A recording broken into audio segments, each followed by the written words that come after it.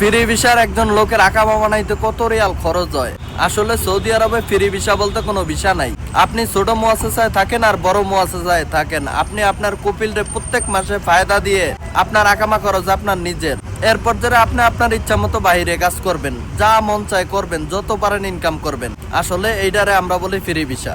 এই সমস্ত বিষয় পেশা হয় আমেল অথবা আমেল আইডি অথবা লোড আনলোড। মানে আপনি ছোট মুয়াসসাসায় থাকেন, বড় মুয়াসসাসায় থাকেন, আপনি আপনার মন মতো যেই কোনো কাজ করবেন, কিন্তু প্রত্যেক মাসের শেষে আপনি আপনার কফিল যে তারা একটা ফায়দা দিবেন, যেমন 300 অথবা 400, অনেকে 500 দেয়। আর আকামা বানাইতে মুক্ত মামল খরচ এগুলো আবার আপনার দেওয়া লাগবে। তাই এতে মিলে যদি ছোট মুয়াসসাসায় থাকেন তাইলে আপনার প্রত্যেক মাসে 6-7 হাজার রিয়াল খরচ কফিলের ফায়দা সহ। আর বড় মুয়াসসাসায় থাকলে মনে করেন 10-12 হাজার রিয়ালের উপরে। এতে বোঝা যায় প্রত্যেক মাসে আপনার 1000 রিয়াল খরচ আপনার আকামায় আর হইলো কফিলের ফায়দায়। এরপরে যা থাকবে ওইটা আপনার ইনকাম। তাইলে প্রত্যেক মাসে আপনার কত টাকা ইনকাম করা লাগবে?